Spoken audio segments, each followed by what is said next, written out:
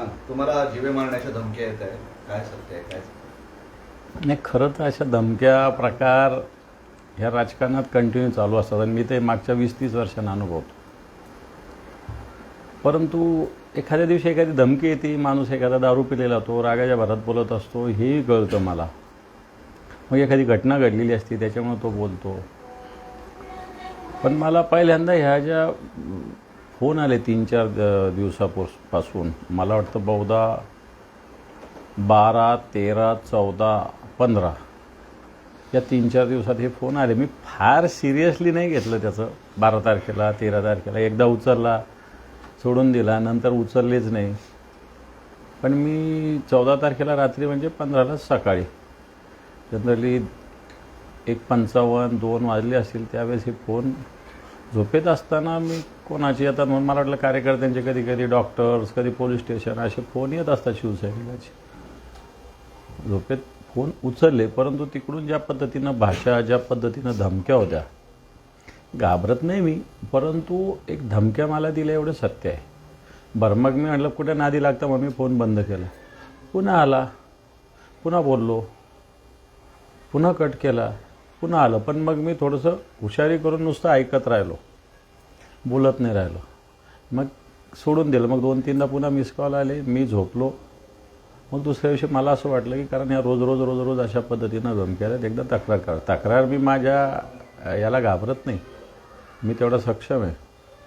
पण मी बाहेर असतो, प्रवासाला असतो, दौरे असतात पक्षाचे, इकडे तिकडे फिरणं असतं. म्हणून मला थोडंसं वाटलं की पोलिसात तक्रार करावी. म्हणून मी रीतसर तक्रार माननीय पोलीस आयुक्त साहेबांकडे आणि संबंधित पोलीस स्टेशनला केलेली आहे. पोलीस काय दखल घेतात आता तो त्यांचा विषय. माझ्याकडून मी ही तक्रार निश्चित केलेली. कारण काय, कशाबद्दल धमकी आहे? नाही, मी नाही का काय निवडणुकीचं कारण आहे? आता निवडणुका तर मी अनेक बघितलेल्या आहे ना. निवडणुका मला चांगलं आठवतो 1996-97 पासूनच्या सगळ्या निवडणुका.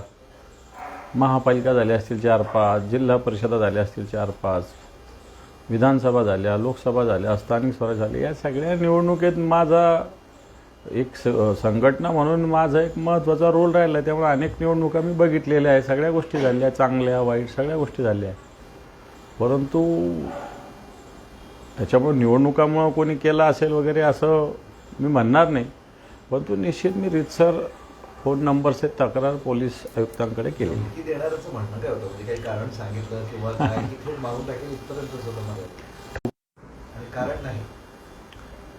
कारण आता पोलिसांनी तपासायचं आहे. त्यांनी काही सांगितलं, त्यांनी काही नाही सांगितलं तसं. आता हे नंबर ज्यावेळेस बघतो, ट्रू कॉलर आहे, वेगवेगळे ऑप्शन्स आहेत नंबर शोधायचे.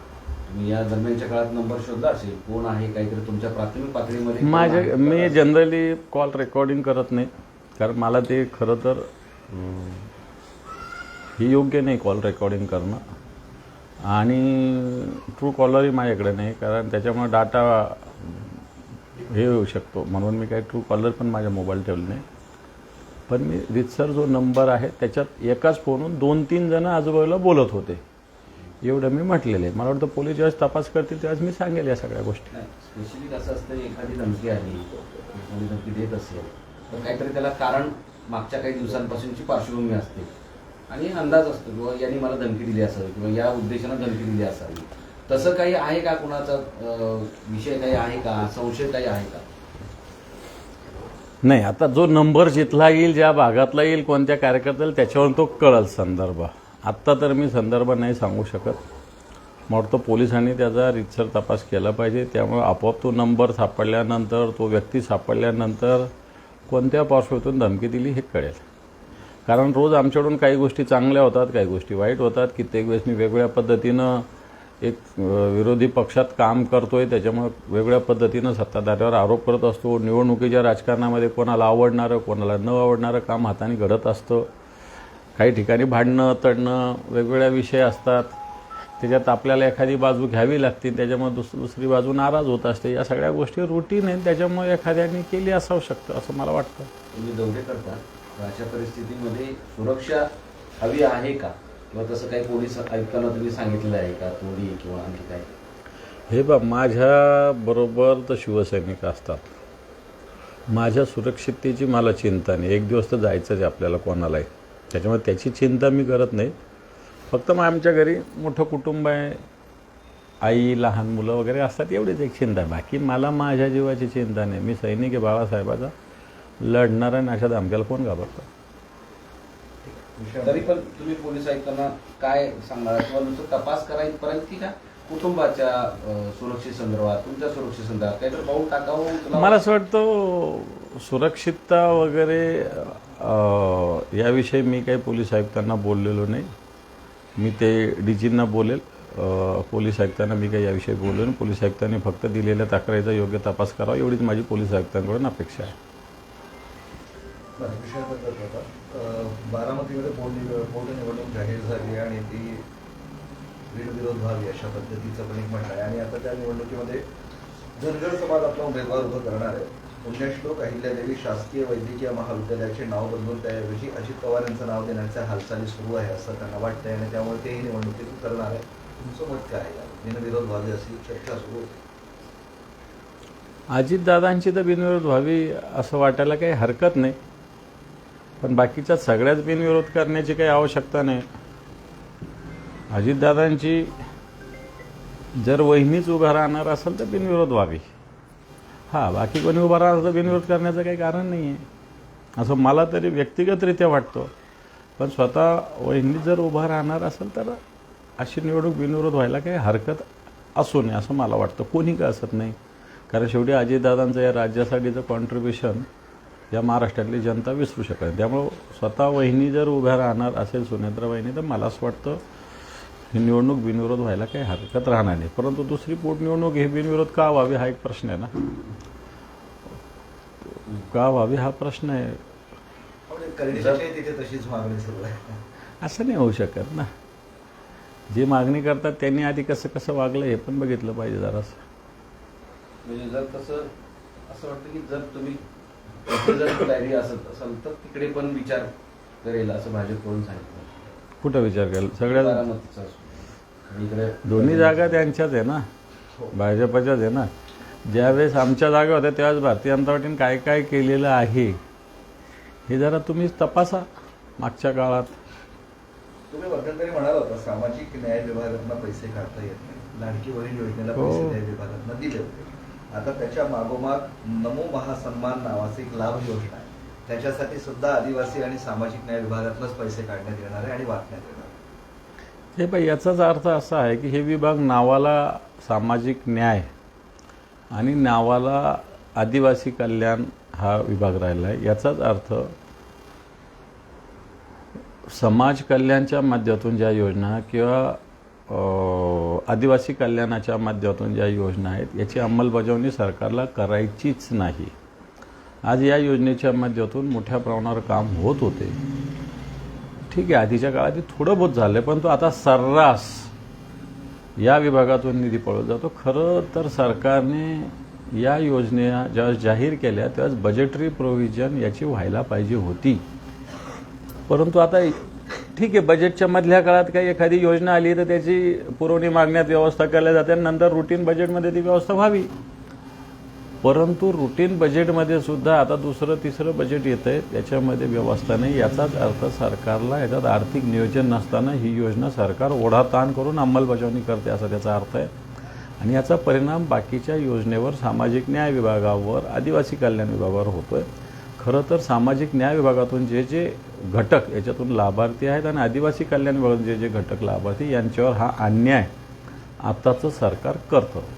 म्हाडाचा एक 20% गृह म्हणजे खासगी बिल्डर्सला म्हाडाला 20% घरं द्यावी लागतात. अनेक ठिकाणी अशा तक्रारी आता पुढे आले की खासगी बिल्डर म्हाडाला ते 20% देतच नाही, त्यावर कारवाई होत नाही आणि बिल्डरांचं सांगतो. खरं तर दिलं पाहिजे. मागच्या काळात नाशिकचे एक आयुक्त होते, त्यांच्यावर सरकारने कारवाई केलेली होती. तशीच कारवाई जर ज्या ज्या ठिकाणी नाही झाली तिथल्या संबंधित अधिकाऱ्यावर झाली पाहिजे. म्हाडाच्या माध्यमातून अशा पद्धतीनं जे काही घर जे बिल्डर्स व्यावसायिक बांधतात ते म्हाडाकडे ट्रान्सफर केले पाहिजे आणि म्हाडाच्या माध्यमातून या सगळ्या गोष्टीची अंमलबजावणी केली पाहिजे. असा प्रकारचा कायदा आहे, नियम आहे, परंतु त्याची अंमलबजावणी होत नाही. त्याला लागूनच MIDCचा एक विभाग आहे. MIDCच्या सुद्धा विशेषतः संभाजीनगरात आणि महाराष्ट्रात जिथं जिथं MIDC जागा रेसिडेन्शियल करण्याचं प्रमाण मोठ्या प्रमाणावर वाढलेलं आहे.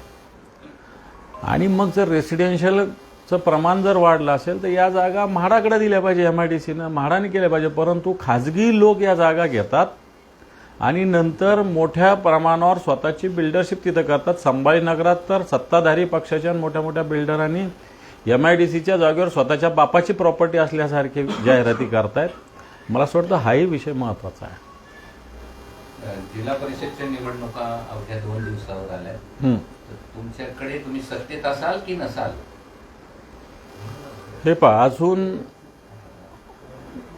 आता आमची परिस्थिती किंवा स्थिती अजून आमच्यातून गेलेले गद्दारांची जी शिवसेना आहे, गद्दार लोकांची जी शिंदे सेना आहे ती आणि भारतीय जनता पार्टीचं काय झालं आम्हाला माहिती नाही.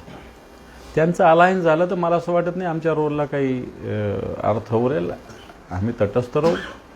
परंतु त्यांचं जर फाटलं तर मला असं वाटतं त्याच्यातून राजकीयदृष्ट्या काही संधी साधता येते का असा प्रयत्न निश्चित आम्ही करू. तुम्हाला कोणी संपर्क करतो? कोण? भाजपचं नाही का? आम्हाला कोणाचाही संपर्क नाही. परंतु भारतीय जनता पार्टी व्यक्तिगत स्तरावर आमच्या सदस्यांना फोन करते, मोठ्या पद्धतीनं पैशाचं आमिष दाखवते. हे भारतीय जनता पार्टीचे मोठे मोठे नेते करतायत या शहरातले, या जिल्ह्यातले.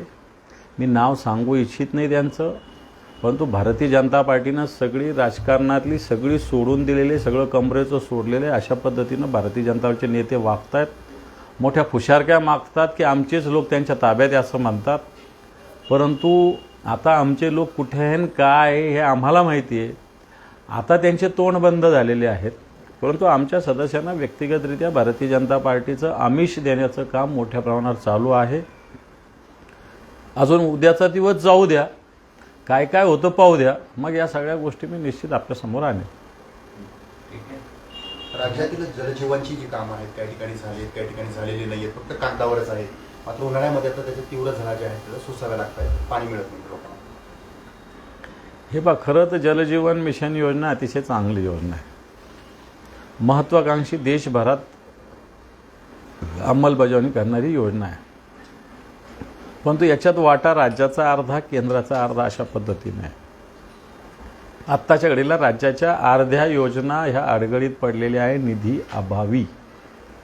उद्या निधी आला तरी तेवढ्यात काम होणार नाही, कारण एक एक महिन्यामध्ये, एक एक 2-2 महिन्यामध्ये याचं बजेट बिघडत असतं. रुपयाची वस्तू ₹1.25 होते, ₹1.5 होते, ₹2 होते, ₹5 वस्तू ₹10 होते. आणि म्हणून ही योजना मला वाटत नाही फार लवकर पूर्ण होईल. ज्यावेळेस सगळी होईल त्यावेळेस पहिल्या योजना पुन्हा नव्याने कराव्या लागतील अशा प्रकारची स्थिती येईल. जलजीवन योजनेचा राज्य सरकार आणि केंद्र सरकारच्या या योजनेचा खेळखंडोबा आत्ताच्या घडीला झालेला आहे. निधी अभावी अनेक योजना बंद पडण्याच्या स्थितीत बंद पडलेल्या आहे. त्यामुळे पाण्याचा भले अतिवृष्टी झाली असेल पण येणाऱ्या उन्हाळ्यात पिण्याचा पाण्याचा प्रश्न तीव्र असणार आहे.